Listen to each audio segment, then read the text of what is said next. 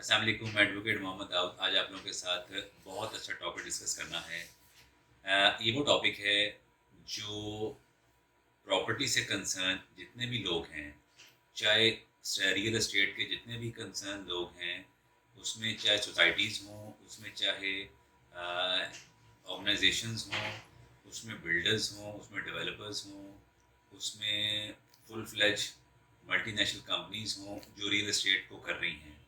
उन लोगों के लिए एफबीआर की तरफ से एक स्पेशल नोटिफिकेशन इशू किया गया है, जिसमें एफबीआर ने जो रेट से लैंड वगैरह के, चाहे रेजिडेंशियल हो चाहे कमर्शियल हो, उसमें रेट्स को रिवाइज करके काफ़ी हाई अप कर दिया है।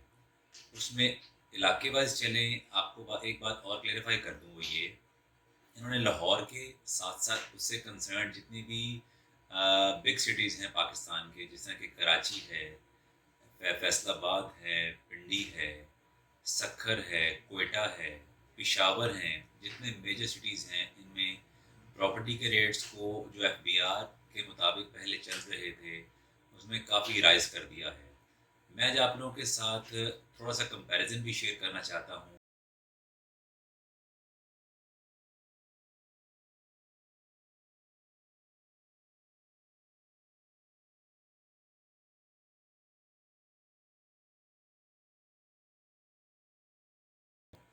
जो फर्स्ट सर्कुलर 673 जो 2016 में आया था, उसमें एफबीआर ने रेट क्या दिए थे।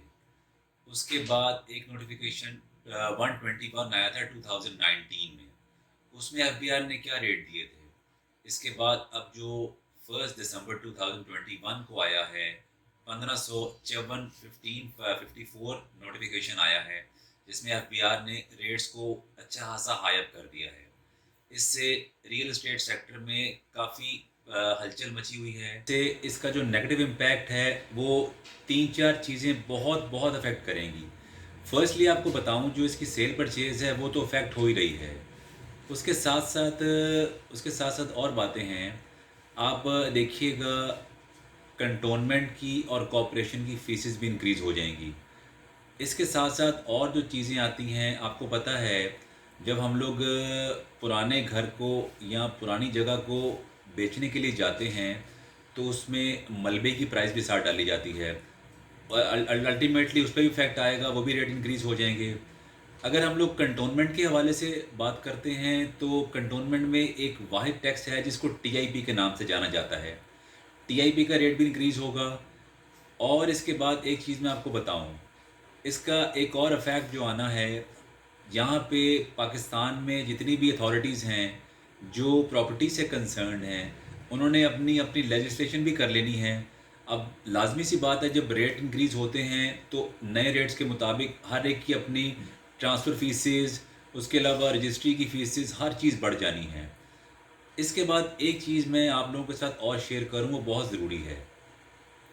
इन एडवांस थोड़ा सा बताना चाहूँगा, कंटोनमेंट में कुछ कुछ रेट्स के हवाले से कुछ चेंजेस आ रही हैं, जो 1 जनवरी 2022 पे आनी हैं, जिसमें रेट चेंज हो जाने की बुनियाद पे आप लोगों को टैक्सेस की शक्ल में बहुत ज़्यादा पैसे देने पड़ेंगे। मैं एक बात इसमें बहुत ज़रूरी कहना चाहता हूँ। ये इस नोटिफिकेशन जो 1554 नोटिफिकेशन आया है, इसमें आपको पता है पूरे पाकिस्तान में 8-9 शहर हैं जिनका ज़िक्र किया जा रहा है, जहाँ पे प्रॉपर्टी के रेट इंक्रीज़ हुए हैं। अब रेट इंक्रीज़ हो जाने में ये नहीं है कि 100% इंक्रीज़ हैं। समटाइम किसी एरिया में कोई 200 या 300% भी इंक्रीज़ हुए हैं। मैं जिस तरह मैंने आपको पहले ज़िक्र किया इस वीडियो में, आपको मैंने वो लिंक भी शेयर कर देना है। आप उसका कंपैरिज़न भी चेक कर सकते हैं। 2016 में क्या रेट चल रहे थे, 2019 में क्या रेट हैं और 2021 में क्या रेट हैं।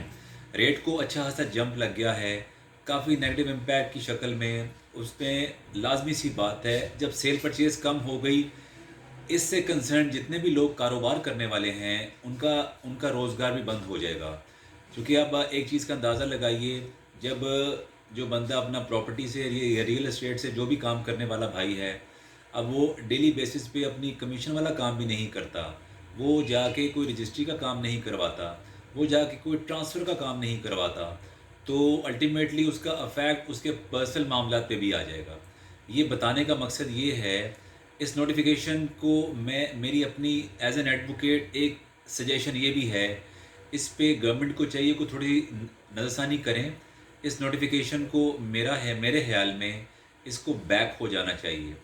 मुझे पता है इसका बहुत बड़ा इफ़ेक्ट आने वाला है आने वाले लोगों के लिए, जो परचेज़ करना चाहते हैं। अब मैं आपको छोटी-सी मिसाल इसमें ऐसे देता हूँ, मैं अगर कोई चीज़ या कोई लैंड हो, कोई प्लॉट हो, कोई घर हो, कोई भी चीज़ परचेज़ करना चाहूँगा, पहले मैं लाज़मी उन रेट्स को चेक करूँगा।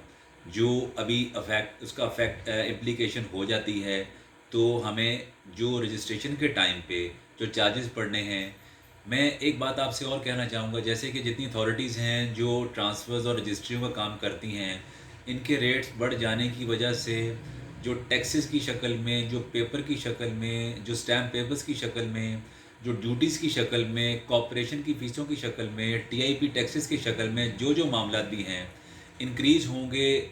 लाज़मी सी बात है परचेज़िंग और सेल के मामलात भी अफ़ेक्ट करेंगे। इसीलिए इस सिलसिले में इस पे गौर करना बहुत ज़रूरी है। इस नोटिफ़िकेशन को डीपली देखना भी बहुत ज़रूरी है। शुक्रिया।